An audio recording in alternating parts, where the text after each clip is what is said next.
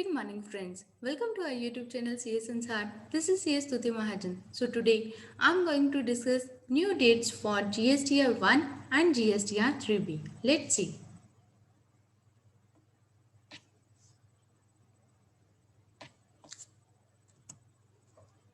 Let's see. New dates for GSTR 1 and GSTR 3B from October 2020 till March 2021. Introduction. The Central Board of Indirect Taxes and Customs is a part of the Department of Revenue under the Ministry of Finance, Government of India. It deals with the task of formulation of policy concerning levy and collection of customs, central excise duties, central goods and service tax, and IGST, prevention of smuggling, and admin of matters relating to customs, central excise, central goods and services tax, IGST, and narcotics to the extent under CBIC purview. On 15th October 2020, CBIC came up with the various notifications for prescribing the due dates for filing GSTR 1 and GSTR 3B, providing exemptions to certain category of persons from filing GSTR 9, GSTR 9A, and GSTR 9C, mandating a registered person for mentioning of HSN code in the tax invoice, etc. तो 15 अक्टूबर 2020 को CBIC ने notifications issue किए हैं. अब हम उसको discuss करेंगे one by one. तो सबसे पहले कौन सी नोटिफिकेशन आई है? Notification number 74/2020. So this is the notification. तो अब हम डिस्कस करते हैं कि नोटिफिकेशन नंबर 74/2020 के अंदर क्या कहा गया है. CBIC notified that the registered persons having aggregate turnover up to rupees 1.5 crore in the preceding financial year or the current financial year can file their GSTR 1 as per the due date mentioned below. तो सबसे पहले ये notification किसके लिए आई है? वो assessees, वो registered persons जिनकी टर्नओवर 1.5 करोड़ तक है, तो उनके लिए रिटर्न्स की ड्यू डेट्स क्या रहेंगी. सबसे पहले वो लोग क्या कर रहे हैं? क्वार्टरली फाइल कर रहे हैं. तो quarter for which details in GSTR 1 are furnish. तो उनके लिए अक्टूबर 2020 टू दिसंबर 2020 का जो क्वार्टर रहेगा, तो उसके लिए ड्यू डेट फॉर जीएसटीआर 1 की रहेगी 13 जनवरी 2021. और सेम वे में जनवरी 2021 से लेके मार्च 2021 का जो क्वार्टर 4 रहेगा, उसके लिए ड्यू डेट उनकी रहेगी 13 अप्रैल 2021. दैट मीन्स अगर कोई रजिस्टर्ड पर्सन्स हैं जिनकी टर्नओवर 1.5 करोड़ तक है, तो वो क्वार्टरली रिटर्न फाइल करते हैं, तो उनको क्वार्टर एंडिंग के 13 डेज के अंदर अपनी जीएसटीआर 1 जो है वो फाइल करनी है. Next notification, notification number 75/2020. This is the notification number 75/2020. अब हम देखते हैं कि इस नोटिफिकेशन के अंदर क्या कहा गया. नोटिफिकेशन नंबर 74 आई थी उन रजिस्टर्ड पर्सन्स के लिए जिनकी टर्नओवर 1.5 करोड़ तक है. नाउ 75/2020 नोटिफिकेशन जो आई है वो उनके लिए आई है जिनकी turnover more than rupees 1.5 crore है. CBIC extended the time limit for furnishing the details of outward supplies in GSTR 1 by registered persons having aggregate turnover of more than rupees 1.5 crore in the preceding financial year or the current financial year as follows. तो जिनकी turnover 1.5 crore से ज़्यादा है, तो उसके लिए due date कैसी है? सबसे पहली बात, जिनकी 1.5 करोड़ से ज़्यादा है वो लोग फाइल कर रहे हैं जीएसटीआर 1 मंथली, तो उनकी अक्टूबर 2020 की ड्यू डेट क्या रहेगी? 11 नवंबर. नवंबर 2020 की ड्यू डेट क्या रहेगी? 11 दिसंबर 2020. तो सेम वे में डैट मीन्स क्या हुआ, जिनकी टर्नओवर 1.5 करोड़ से ज़्यादा है उनको एक तो मंथली रिटर्न अपनी जीएसटीआर 1 फाइल करनी है, एंड मंथली कब फाइल करनी है? मंथ खत्म होने की 11 डेज के अंदर अंदर. अक्टूबर 2020 खत्म हुआ आपका 31 अक्टूबर को, तो उसकी डेट कौन सी रहेगी जीएसटीआर 1 फाइल करने की? 11 नवंबर. सेम वे में नवंबर की 11 दिसंबर. तो सेम वे में मार्च 2021 के ऊपर आप आओगे तो उसकी ड्यू डेट रहेगी 11 अप्रैल 2021. सीधा आपको 11 डेज का गैप देना है, तो उसके अंदर आपको रिटर्न फाइल करनी है. Next notification, notification number 76/2020. तो ये किसके लिए आई है? जीएसटीआर 3B के लिए. This is the notification. अब हम देखते हैं कि 76/2020 नोटिफिकेशन के अंदर क्या आया। अब 76/2020 नोटिफिकेशन क्या कहती है? Taxpayers having an aggregate turnover of more than ₹5 crores in the previous financial year। तो इसके अंदर सेग्रेगेट क्या कर दिया? वो टैक्स पेयर्स जिनकी 5 करोड़ से ज्यादा टर्नओवर है, तो उनके लिए जीएसटीआर 3B की ड्यू डेट्स क्या रहेगी? अक्टूबर 2020 के लिए 20 नवंबर 2020, नवंबर 2020 के लिए 20 दिसंबर, सेम वे में दिसंबर 2020 के लिए 20 जनवरी 2021 और सेम वे में मार्च 2021 के लिए 20 अप्रैल 2021। दैट मीन्स मंथ खत्म होने के 20 डेज के अंदर आपको रिटर्न फाइल करनी है GSTR 3B। 4 registered tax payers जिनकी 5 करोड़ से ज़्यादा टर्नओवर है उनको जीएसटीआर 3B मंथली फाइल करनी है और 20 डेज के अंदर, मंथ कंप्लीट होने की 20 डेज के अंदर उनको फाइल करनी है। नेक्स्ट, अब पहले तो हमने देख लिया जिनकी टर्नओवर 5 करोड़ से ज़्यादा है। अब हम देखेंगे जिनकी टर्नओवर 5 करोड़ से कम है, तो उसके लिए क्या ड्यू डेट्स रहेंगे?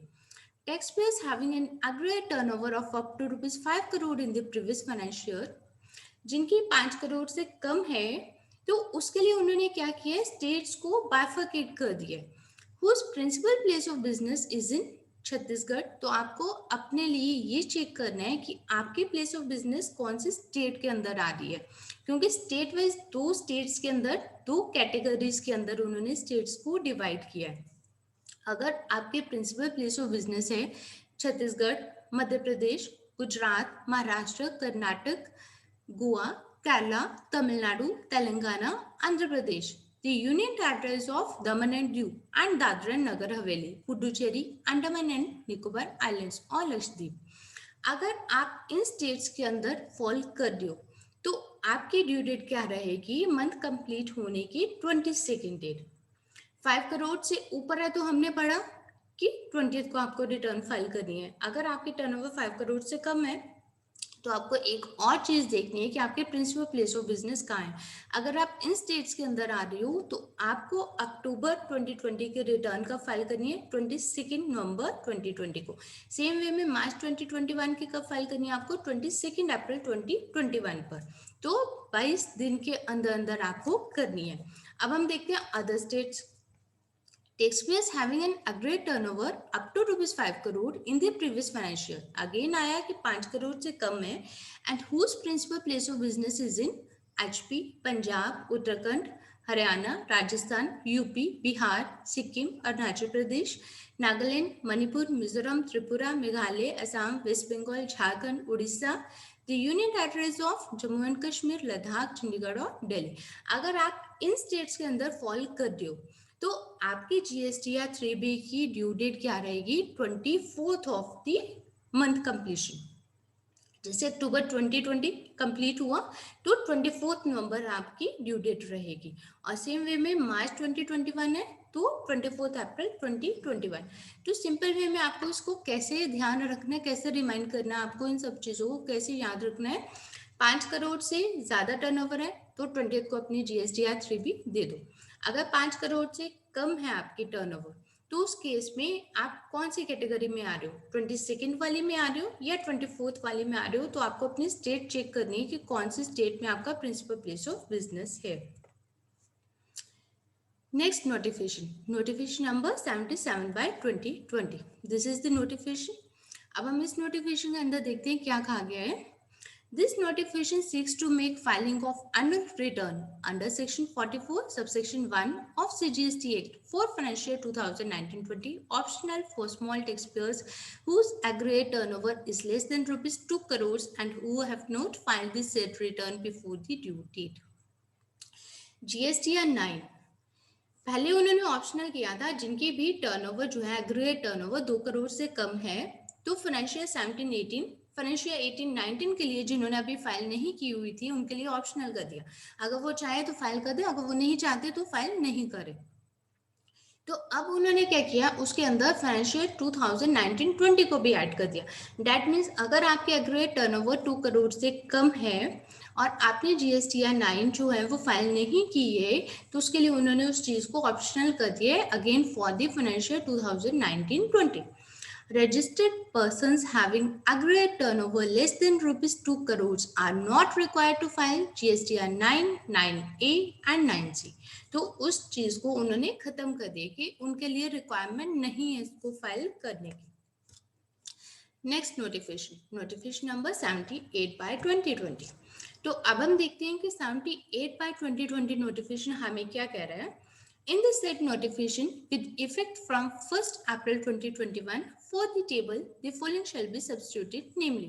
तो ये नोटिफिकेशन आई है बेसिकली HSN कोड के लिए, जो हमने पहले प्रेस रिलीज के अंदर भी डिस्कस किया था। तो इसके अंदर उन्होंने क्या कहा है कि 1 अप्रैल 2021 से हम जो भी इनवॉइस रेज करेंगे उसके ऊपर HSN मैंडेटरी हो जाएगा कि आपको वो HSN कोड डालकर ही अपना इनवॉइस जो है वो निकालना है। अगर आपकी टर्नओवर 5 करोड़ तक है तो आप उसके अंदर HSN कोड जो है वो 4 डिजिट मेंशन कर सकते हैं, लेकिन अगर आपकी टर्नओवर 5 करोड़ से ज्यादा है तो आपका HSN कोड 6 डिजिट का मेंशन करना मैंडेटरी है। लेकिन एक उन्होंने वहां पर एग्जम्पशन क्या दिया है, provided data registered person having aggregate turnover up to ₹5 crore, अगर 5 करोड़ तक की है तो वहां पर एक एग्जम्पशन कहाँ आई है, in the previous financial year may not mention the number of digits of HSN code as specified in the corresponding entry in column 3 of the said table in a tax invoice issued by him under the said rules in respect of supplies made to unregistered person।